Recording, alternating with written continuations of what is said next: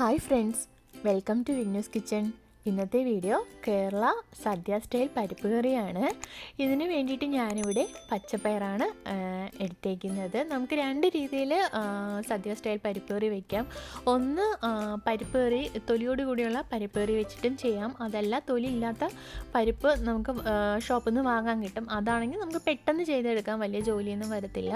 അപ്പോൾ ഈ പച്ചപ്പയർ നമുക്ക് കുറച്ച് പണിയുണ്ട്. എന്നാൽ നമ്മൾ സാധാ തൊലിയില്ലാത്ത പയർ വെച്ച് ചെയ്യുന്നതിനും പരിപ്പിന് കുറച്ചുകൂടെ ടേസ്റ്റാണ് ഇങ്ങനെ ചെയ്യുന്നത്. ഞാനപ്പോൾ ഇവിടെ മെഷർമെൻറ്റ് കപ്പിലാണെങ്കിൽ 1/4 കപ്പ് പയറാണ് എടുത്തേക്കുന്നത്. അതല്ല, കപ്പ് അളവിനാണ് പറയണമെങ്കിൽ ചെറിയൊരു കപ്പിന് ഫുള്ളായിട്ടുമാണ് എടുത്തിട്ടുള്ളത് പയർ. അപ്പോൾ ഈ പയർ നമുക്ക് ആദ്യം ഒന്ന് വറുത്തെടുക്കണം. ജസ്റ്റ് ഒന്ന് ചൂടാക്കി എടുത്താൽ മതിയാവും കേട്ടോ, ഒരുപാട് കരിഞ്ഞു പോകാൻ പാടില്ല. നമ്മൾ പയർ കറക്റ്റ് പാകം എങ്ങനെ അറിയാൻ പറ്റുമെന്ന് കഴിഞ്ഞാൽ ചെറിയൊരു സ്മെല്ല് വരും, നല്ലൊരു മണമാണ് പയറിന് നമ്മൾ വറുത്തെടുക്കുമ്പോഴത്തേക്കും. പിന്നെ നമ്മൾ അതിന് ഏതെങ്കിലും ഒരു പയറിങ്ങനെ എടുത്തിട്ട് നമ്മൾ ജസ്റ്റ് ഒന്ന് വായിലിട്ട് കടിച്ച് നോക്കുകയാണെങ്കിൽ നല്ല ഹാർഡായിട്ടും വരും കേട്ടോ. പച്ച പയറാണെന്നുണ്ടെങ്കിൽ അത്രത്തോളം ഇതായിട്ട് വരത്തില്ല, നിങ്ങൾക്കത് കഴിച്ചു നോക്കുമ്പോൾ മനസ്സിലാവും. ഒന്ന് മൂത്ത് വന്നിട്ടുള്ള പയറാണെന്നുണ്ടെങ്കിൽ ഒന്ന് ക്രിസ്പി മാതിരി ഇരിക്കുകയെ അത് പയർ. അപ്പോൾ ഒരു ലൈറ്റ് ബ്രൗൺ കളറിലാകുമ്പോഴത്തേക്കും നിങ്ങൾ സ്റ്റൗ ഒന്ന് ഓഫ് ചെയ്ത് പയർ വേറൊരു പാത്രത്തിലേക്ക് മാറ്റുക. പയറപ്പോൾ ഒന്ന് വറുത്ത് ഒരു പാകത്തിന് എടുത്തിട്ടുണ്ട്. ഞാനിത് വേറൊരു ബൗളിലോട്ട് മാറ്റുവാണ്. കണ്ടോ, ഈ ഒരു ലൈറ്റ് ബ്രൗൺ കളറിൽ ഇരിക്കണം പയർ, അതാണ് അതിൻ്റെ പാകം എന്ന് പറയുന്നത്. ഇനി ഇതൊന്ന് തണുക്കാൻ വേണ്ടി കുറച്ച് നേരം വെച്ചേക്കാം. അതിനുശേഷം ഒന്ന് മിക്സിയുടെ ചെറിയ ജാറിലിട്ടൊന്ന് നമുക്ക് അടിച്ചെടുക്കാം. ഇതൊന്ന് പൊടിച്ചെടുക്കണം. ഇനി പൊടിക്കുമ്പോൾ ഒന്ന് ശ്രദ്ധിക്കുക, നിങ്ങൾ മിക്സി ജസ്റ്റ് ഒന്ന് ഓൺ ചെയ്യുക, ഓഫ് ചെയ്യുക. അങ്ങനെ 2 പ്രാവശ്യം 1 സെക്കൻഡ് മാത്രം വെച്ചിട്ട് ഒന്ന് ചെയ്തെടുക്കുക. ഒരുപാട് പൊടിഞ്ഞ് നമുക്ക് പയർ വേണ്ട. അപ്പോൾ ഞാനിവിടെ പയർ പൊടിപ്പിച്ചെടുത്തിട്ടുണ്ട്. ഈ ഒരു പരുവത്തിന് വേണം പയർ പൊടിച്ചെടുക്കാൻ നിങ്ങൾ. ഇനി നമുക്കിതിൻ്റെ തൊലി ഒന്ന് കളഞ്ഞെടുക്കണം ഈ പയറിലുള്ള. അതിന് വേണ്ടിയിട്ട് ജസ്റ്റ് ഒന്ന് കുറച്ച് വെള്ളത്തിൽ നമുക്കിതൊന്ന് കഴുകിയെടുക്കാം. വെള്ളത്തിൽ കഴുകുമ്പോഴത്തേക്കും അതിൻ്റെ മുകളിൽ അതിൻ്റെ ആ തൊലിയെല്ലാം വരും, നമുക്ക് അതപ്പോൾ അങ്ങ് കളയാനും പറ്റും. അതിൻ്റെ തൊലിയെല്ലാം നമുക്കിതേപോലെ മാറ്റിയെടുക്കാൻ കഴിയും.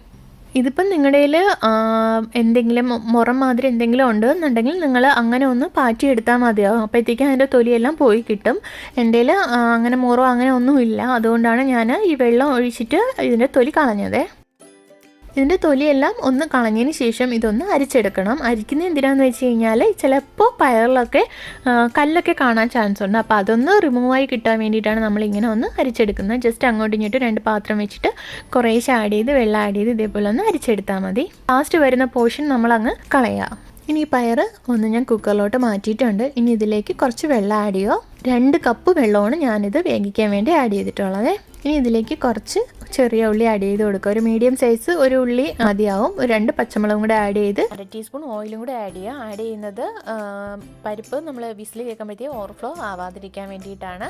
അതിനുശേഷം ഇത് അടച്ച് മീഡിയം ഫ്ലെയിമിൽ 2 വിസിൽ കേൾപ്പിക്കുക നിങ്ങൾ. അതിനുശേഷം കുക്കറിൽ ആ പ്രഷറെല്ലാം പോയതിന് ശേഷം മാത്രം നിങ്ങളിത് ഓപ്പൺ ചെയ്യുക. അപ്പോഴത്തേക്കും പയർ നന്നായിട്ട് വെന്തിട്ടുണ്ടാവുമേ. കണ്ടോ, പയറപ്പോൾ ഇവിടെ നന്നായി വെന്ത് വന്നിട്ടുണ്ട്.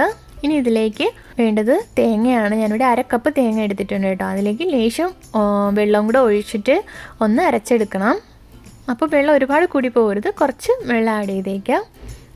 ഇതിലേക്ക് ഞാൻ 1/2 ടീസ്പൂൺ മഞ്ഞൾപ്പൊടി ആഡ് ചെയ്യുവാണ്. 1/2 ടീസ്പൂൺ ജീരകം കൂടെ ആഡ് ചെയ്യുക. ഒരു ചെറിയ കഷ്ണം വെളുത്തുള്ളി, 1 പച്ചമുളക്, ഇത്രയെല്ലാം കൂടെ ഇട്ടിട്ട് ഒന്ന് മിക്സിയുടെ ജാറിൽ അരച്ചെടുക്കണം. അരച്ചെടുക്കുമ്പോഴത്തേക്ക് ഒരുപാട് അരിഞ്ഞു പോകരുത്, ഒരു 1/4 ഭാഗം മാത്രമേ അരിഞ്ഞു വരാവുള്ളൂ. കണ്ടോ, ഈ ഒരു പരുവത്തിന് വേണം തേങ്ങ ഇരിക്കാനായിട്ട് അരച്ചെടുക്കുമ്പോഴത്തേക്കും. ഫൈൻ പേസ്റ്റായി പോകരുത്. നമുക്കിനി വേവിച്ച് വെച്ചേക്കുന്ന പരിപ്പിലേക്ക് ഇത് ആഡ് ചെയ്ത് കൊടുക്കാം. ഒരു പക്ഷേ നിങ്ങൾ പയർ വേവിക്കുമ്പോഴത്തേക്ക് അതിൽ വെള്ളം കുറവാണെങ്കിൽ ലേശം ചൂടുവെള്ളം കൂടി ആഡ് ചെയ്ത് കൊടുക്കുക കേട്ടോ, ഒരുപാട് വെള്ളം കൂടി പോകരുത്. ഇതിലേക്ക് ആവശ്യത്തിന് വേണ്ടിയിട്ടുള്ള ഉപ്പും കൂടെ ആഡ് ചെയ്ത് കൊടുക്കുക. നമ്മൾ ആഡ് ചെയ്ത് കൊടുത്തിട്ടുള്ള അരപ്പൊന്ന് അതിൻ്റെ പച്ച സ്മെല്ലെല്ലാം ഒന്ന് മാറിക്കിട്ടണം. അതിന് വേണ്ടിയിട്ട് സ്റ്റൗ ഒന്ന് ഓൺ ചെയ്യുകയാണ്. ഒരു മീഡിയം ഫ്ലെയിമിൽ നിങ്ങൾ വെക്കാം. അതിനുശേഷം ഇതിലേക്ക് കുറച്ച് കറിവേപ്പില ആഡ് ചെയ്യുവാണ്. പരിപ്പ് ഒന്ന് തിളച്ച് പൊങ്ങുന്ന ആ ഒരു ടൈമിൽ കുറച്ച് ഗീ കൂടെ ആഡ് ചെയ്ത് കൊടുക്കുക, മതിയാവും.